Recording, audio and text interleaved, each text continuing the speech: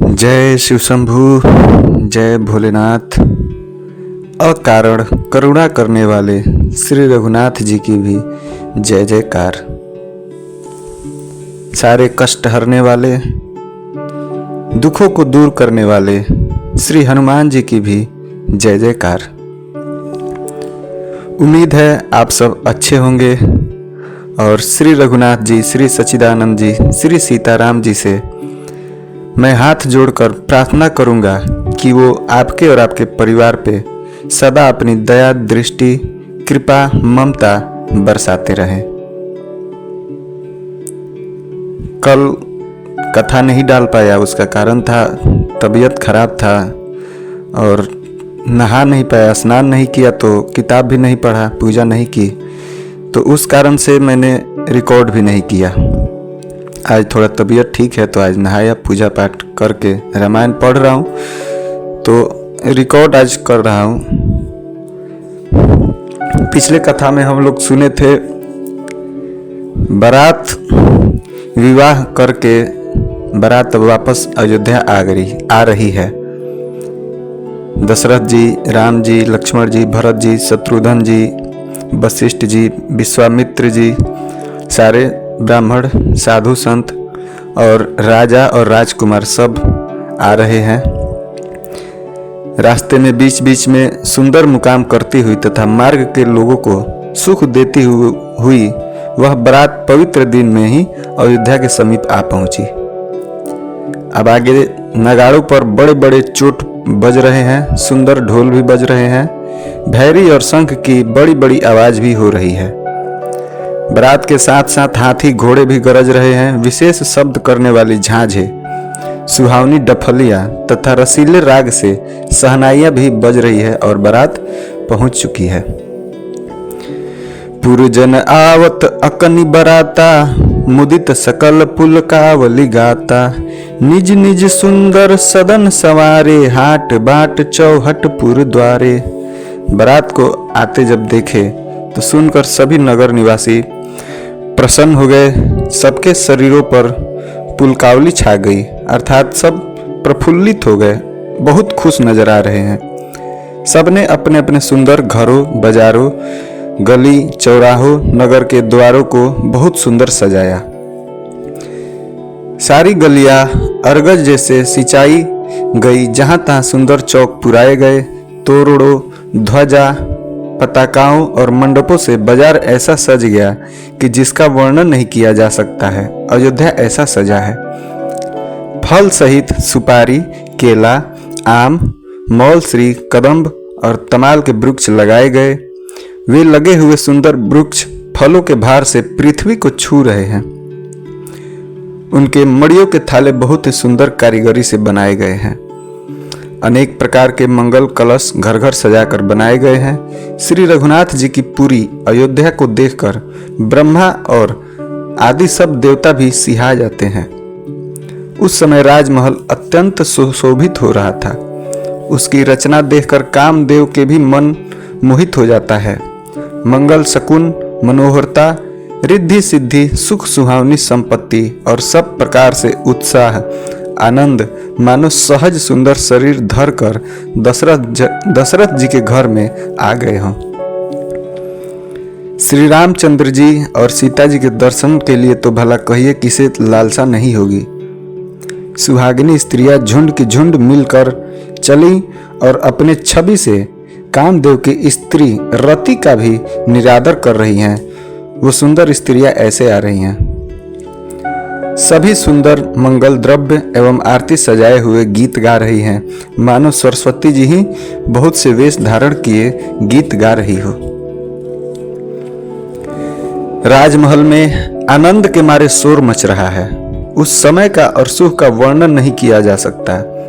कौशल्या जी आदि श्री रामचंद्र जी की सब माताएं प्रेम के विशेष वश होने से शरीर की सुध ही भूल गई हैं।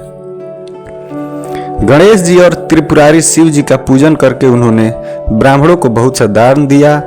वे ऐसी परम प्रसन्न हुई मानो अत्यंत दरिद्री चारों पदार्थ पा गया हो। सुख और महान आनंद से विवश होने के कारण सब माताओं के शरीर शिथिल हो गए हैं। उनके चरण चलते ही नहीं, श्री रामचंद्र जी के दर्शन के लिए वे अत्यंत अनुराग में भरकर परिछावन का सब सामान सजाने लगी। अनेकों प्रकार के बाजे बज रहे हैं। सुमित्रा जी ने आनंद पूर्वक मंगल साज सजाए।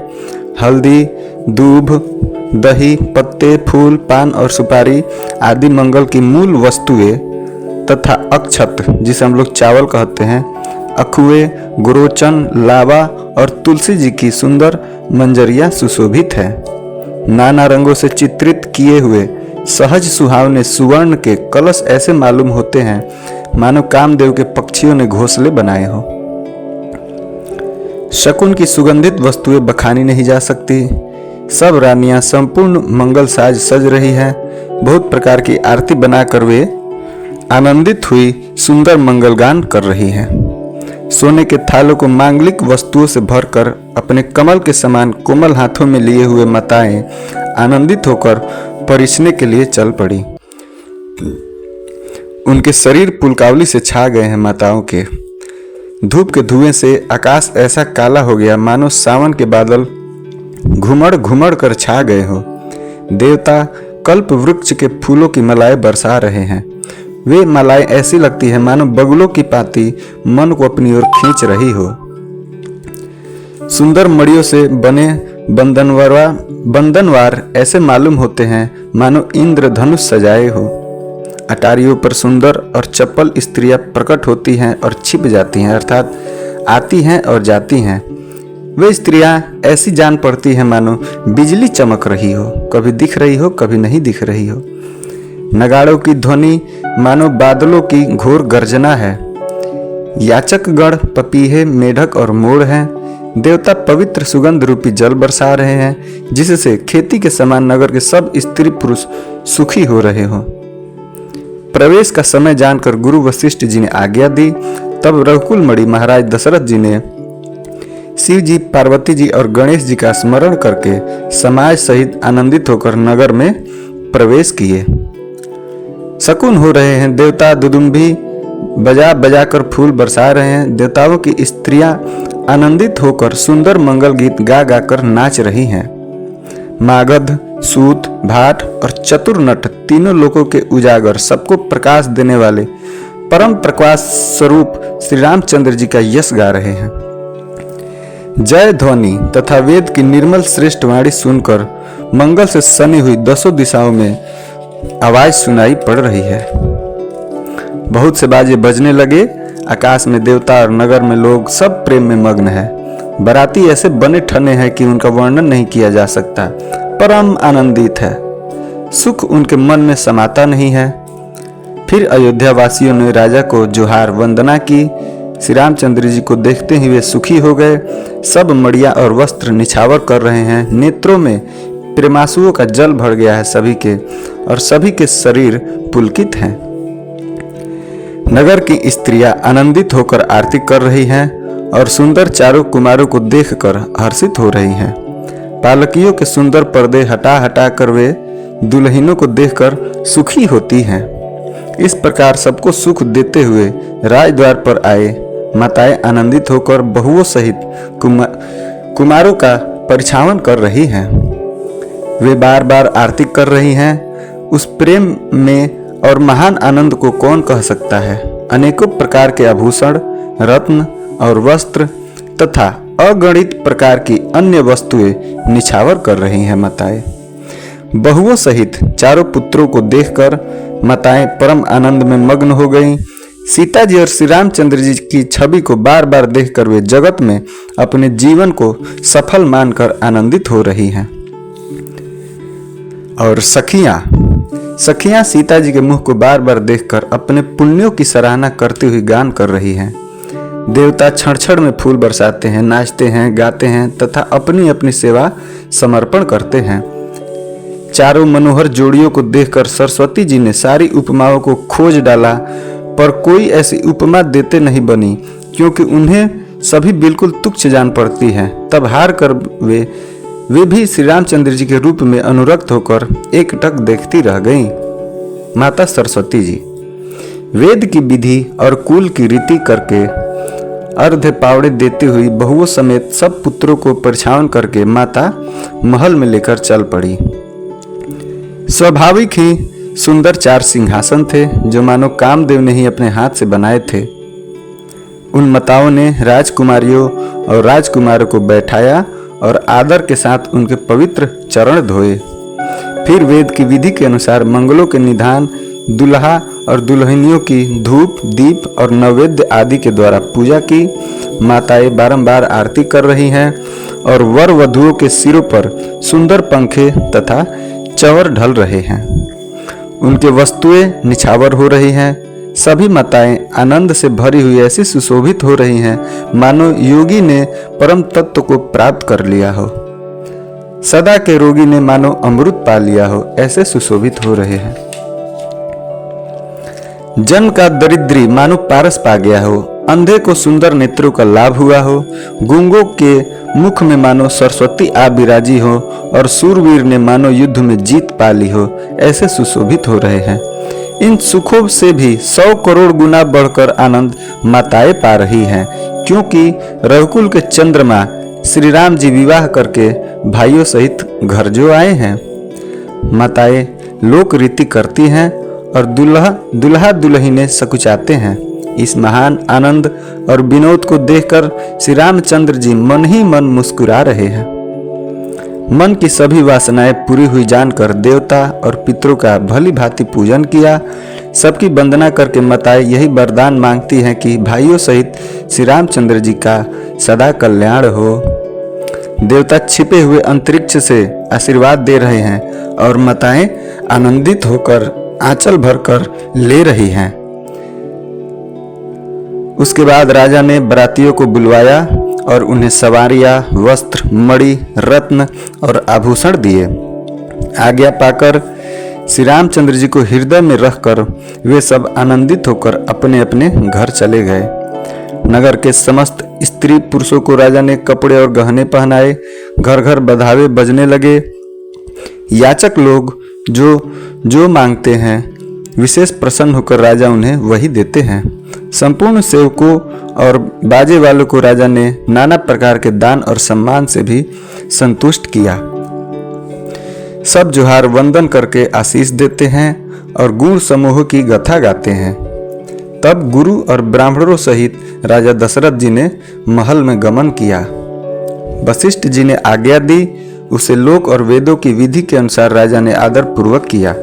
ब्राह्मणों की भीड़ देखकर अपना बड़ा भाग्य जानकर सब रानियां आदर के साथ उठी और चरण धोकर उन्होंने सबको स्नान कराया और राजा ने भली भांति पूजन करके उन्हें भोजन कराया।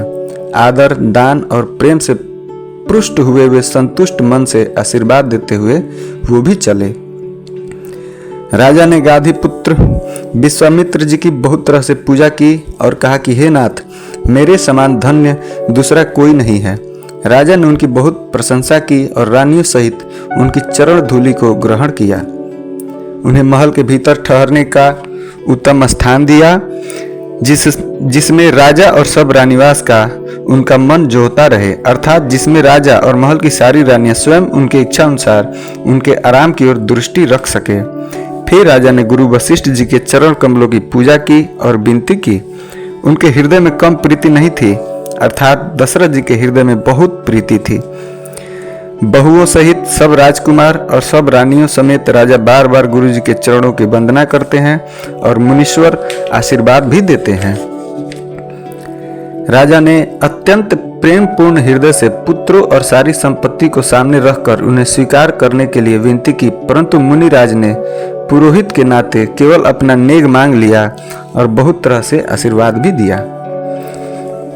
फिर सीता जी सहित श्री रामचंद्र जी को हृदय में रखकर गुरु वशिष्ठ जी हर्षित होकर अपने स्थान को गए। राजा ने सब ब्राह्मणों की स्त्रियों को बुलवाया और उन्हें सुंदर वस्त्र तथा आभूषण पहनाए। फिर सब सुवासिनियों को नगर भर की सौभाग्यवती बहन, बेटी, भांजी आदि को बुलवा लिया और उनकी रुचि समझकर उसी के अनुसार उन्हें पहिरावनी दी। नेगी लोग सब अपना अपना नेक जोग लेते हैं और राजाओं के शिरोमणि दशरथ जी उनकी इच्छा के अनुसार दे देते हैं। जिन मेहमानों को प्रिय और पूजनीय जाना, उनका राजा ने भली भांति सम्मान किया। देवगण श्री रघुनाथ जी का विवाह देखकर उत्सव की प्रशंसा करके फूल बरसाते हुए, नगाड़े बजाकर और परम सुख प्राप्त कर अपने अपने लोक को चले। वे एक दूसरे से श्री रामचंद्र जी का यश कहते जाते हैं। हृदय में उनके प्रेम समाता ही नहीं है। सब प्रकार से सबका प्रेम पूर्वक भली भांति आदर सत्कार कर लेने पर राजा दशरथ जी के हृदय में पूर्ण आनंद भर गया। जहाँ रानीवास था, वे वहां पधारे और बहुओं समेत उन्होंने कुमारों को देखा। राजा ने आनंद सहित पुत्रों को गोद में ले लिया। उस समय राजा को जितना सुख हुआ उसे कौन कह सकता है। फिर पुत्र वधुओं को प्रेम सहित बैठाकर बार बार हृदय में हर्षित होकर उन्होंने उनका दुलार लाड़ चाव किया। यह समारोह देखकर रानीवास प्रसन्न हो गया। सबके हृदय में आनंद ने निवास किया। तब राजा ने जिस तरह विवाह हुआ था वह सब कहा। उसे सुन सुनकर सब किसी को हर्ष होता है। राजा जनक के गुण, शील, महत्व, प्रीति की रीति और सुहावनी संपत्ति का वर्णन करके राजा ने भाट की तरह बहुत प्रकार से किया। जनक जी की करनी सुनकर सब रानियां बहुत प्रसन्न हुई। पुत्रों सहित स्नान करके राजा ने ब्राह्मण, गुरु और कुटुंबियों को बुलाकर अनेक प्रकार के फिर भोजन कराए। यह सब करते करते 5 घड़ी रात बीत गई।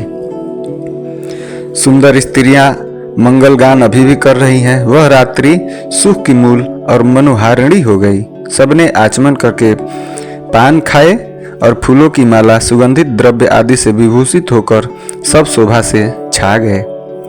श्री रामचंद्र जी को देखकर और आज्ञा पाकर सब सिर नवाकर अपने अपने घर को गए। वहाँ के प्रेम, आनंद, विनोद, महत्व, समय, समाज और मनोहरता को सैकड़ों सरस्वती जी, शेष जी, वेद जी, ब्रह्मा जी, महादेव जी और गणेश जी भी नहीं कह सकते। फिर भला मैं उसे किस प्रकार बखान कर कहूँ। कहीं केंचुआ भी धरती को सिर पर ले सकता है, वैसा ही स्थिति मेरी है। आगे राजा ने सबका सब प्रकार से सम्मान करके कोमल वचन कहकर रानियों को बुलवाया और कहा, बहुएं अभी बच्ची हैं, पराए घर से आई हैं। इनको इस तरह से रखना जैसे नेत्रों को पलके रखती हैं, अर्थात जैसे पल के नेत्रों की सब प्रकार से रक्षा करती हैं और उन्हें सुख पहुंचाती है, वैसे ही इनको सुख पहुंचाना। ऐसा राजा जी रानियों को कहते हैं। फिर कहते हैं, लड़के थके हुए नींद के वश हो रहे हैं, इन्हें ले जाकर शयन कराओ। ऐसा कहकर राजा श्री रामचंद्र के चरणों में मन लगाकर विश्राम भवन में चले गए। राजा के स्वभाव से ही सुंदर वचन सुनकर रानियों ने मड़ियों से जड़े हुए सुवर्ण के पलंग बिछवाए। गद्दों पर गौ के दूध के फेन के समान सुंदर एवं कोमल अनेकों सफेद चादरें बिछवाई। सुंदर तकियों का तो वर्णन ही नहीं किया जा सकता। मड़ियों के मंदिर में फूलों की मालाएं और सुगंध द्रव्य सजे हैं। सुंदर रत्नों के दीपकों और सुंदर चंदेवों की शोभा कहते नहीं बनती। जिसने उन्हें देखा हो वही जान सकता है, मैं भला कैसे उसकी वर्णन कर सकता हूँ। इस प्रकार अब आगे सुंदर सैया सजाकर माताओं ने श्री रामचंद्र जी को उठाया और प्रेम सहित पलंग पर बैठाया। श्री रामचंद्र जी ने बार बार भाइयों की आज्ञा दी, तब वे भी अपनी अपनी सैयाओं पर सो गए। श्री रामचंद्र जी के सांवले सुंदर कोमल अंगों को देखकर सब माताएं प्रेम सहित वचन कह रही हैं, हे तात, मार्ग में जाते हुए तुमने बड़ी भयावनी ताड़िका का राक्षसी को किस प्रकार से मारा। अब माताएं पूछ रही हैं श्री रामचंद्र जी से। बड़े भयानक राक्षस जो विकट योद्धा थे और जो युद्ध में किसी को कुछ नहीं गिनते थे, उन दुष्ट मारीच और सुबाहु को सहायकों सहित तुमने कैसे मारा। हे तात, मैं तुम्हारी बलैया लेती हूँ। मुनि की कृपा से ईश्वर ने तुम्हारी बहुत सी बलाओं को टाल दिया है।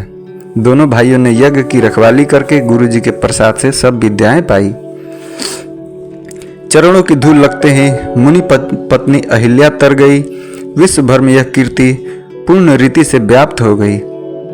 कच्छप की पीठ, वज्र और पर्वत से भी कठोर शिव जी के धनुष को राजाओं के सामने जो तुमने तोड़ दिया, विश्व विजय के यश और जनक जी को पाया और सब भाइयों को ब्याह कर घर लाए।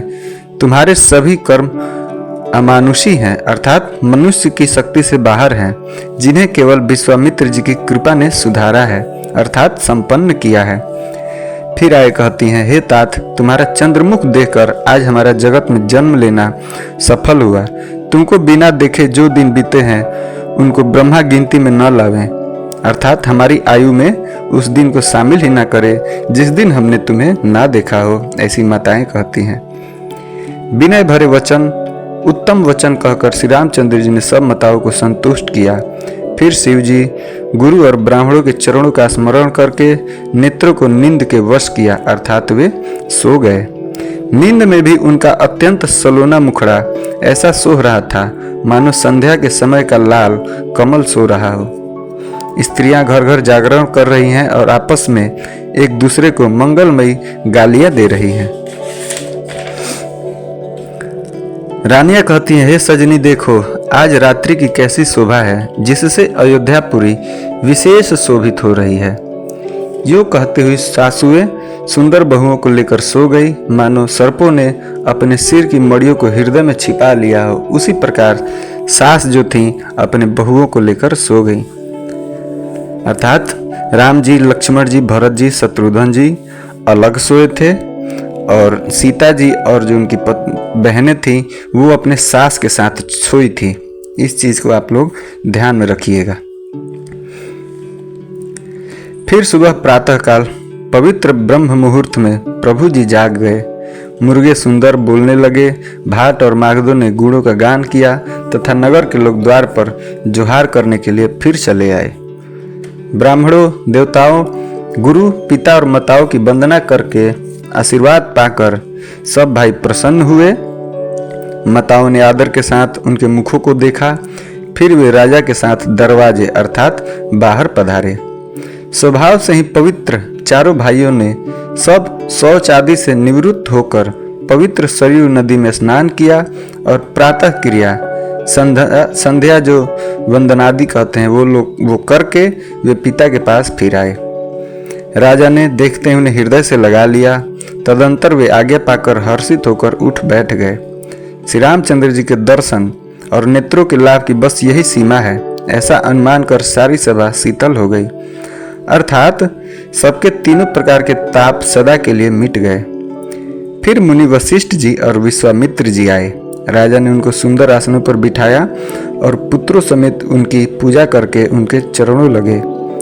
दोनों गुरु श्री रामचंद्र जी को देखकर प्रेम में मुग्ध हो गए।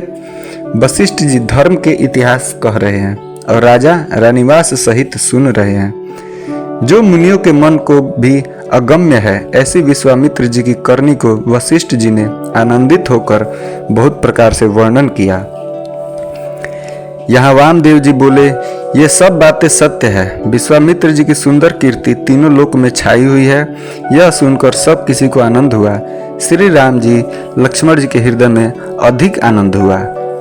नित्य ही मंगल, आनंद और उत्सव होते हैं। इस तरह आनंद में दिन बीतते जाते हैं। अयोध्या आनंद से भरकर उमड़ पड़ी। आनंद की अधिकता अधिक अधिक बढ़ती ही जा रही है हर दिन।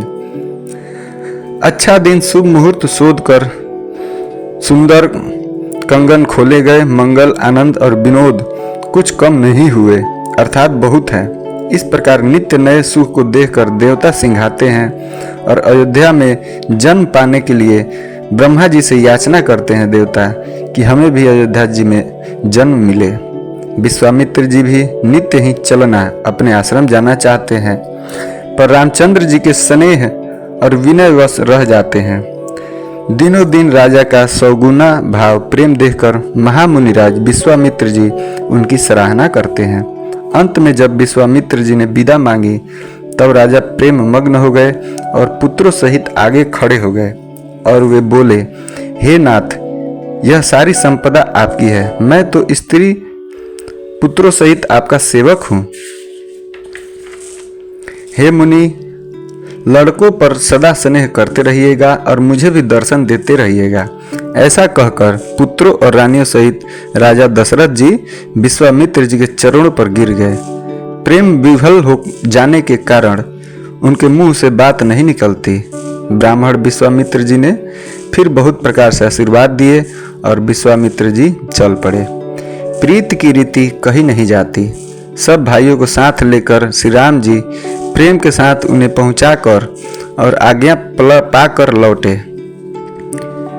गाधी कुल के चंद्रमा विश्वामित्र जी बड़े हर्ष के साथ श्री रामचंद्र जी के रूप, राजा दशरथ जी की भक्ति, चारों भाइयों का विवाह और सबके उत्साह और आनंद को मन ही मन सराहते हुए जा रहे हैं। वामदेव जी और रघुकुल के गुरु ज्ञानी वशिष्ठ जी ने फिर विश्वामित्र जी की कथा बखान कर कही। मुनि का सुंदर यह सुनकर राजा मन ही मन अपने पुण्यों के प्रभाव का बखान करने लगे। आज्ञा हुई तब सब लोग अपने अपने घर को लौटे। राजा दशरथ जी भी पुत्रों सहित महल में गए, जहां तहां सब श्री रामचंद्र जी के विवाह की गाथाएं गा रहे हैं। श्री रामचंद्र जी का पवित्र सुयश तीनों लोकों में छा गया है।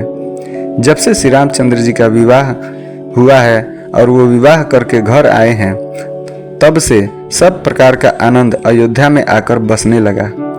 प्रभु के विवाह में जैसा आनंद और उत्साह हुआ उसे सरस्वती जी और सर्प के राजा शेष जी भी नहीं कह सकते, ऐसे तुलसीदास जी कहते हैं। श्री सीताराम जी के यश को, कवि कुल के जीवन को पवित्र करने वाला और मंगलों की खान जानकर इससे मैंने अपनी वाणी को पवित्र करने के लिए कुछ थोड़ा सा बखान कर ही कहा है, ज्यादा बखान नहीं किया है। अपनी वाणी को पवित्र करने के लिए तुलसी जी ने राम यश कहा है, नहीं तो श्री रघुनाथ जी का चरित्र अपार समुद्र है, किस कवि ने उसका पार पाया है। जो लोग यज्ञोपवीत और विवाह के मंगलमय उत्सव का वर्णन आदर के साथ सुनकर गावेंगे, वे लोग श्री रामचंद्र जी और श्री जानकी जी की कृपा से सदा सुख पाएंगे, ऐसे तुलसीदास जी कहते हैं कि जो लोग अपने मुख से श्री रामचंद्र जी की चरित्र गाएंगे और दूसरों को सुनाएंगे भी आदर के साथ, वो श्री सीताराम जी का सदा सुख पाएंगे, उनकी कृपा रहेगी। श्री सीता जी और श्री रघुनाथ जी के विवाह प्रसंग को जो लोग प्रेम पूर्वक गाएंगे और सुनेंगे, उनके लिए सदा उत्साह, आनंद ही आनंद है, क्योंकि श्री रामचंद्र जी का यश मंगल का धाम है। कलयुग के संपूर्ण पापों को विध्वंस करने वाले श्री राम चरितमानस का यह पहला सोपान आज समाप्त हुआ है। फिर अगले कथा में हम लोग यहाँ से शुरू करेंगे।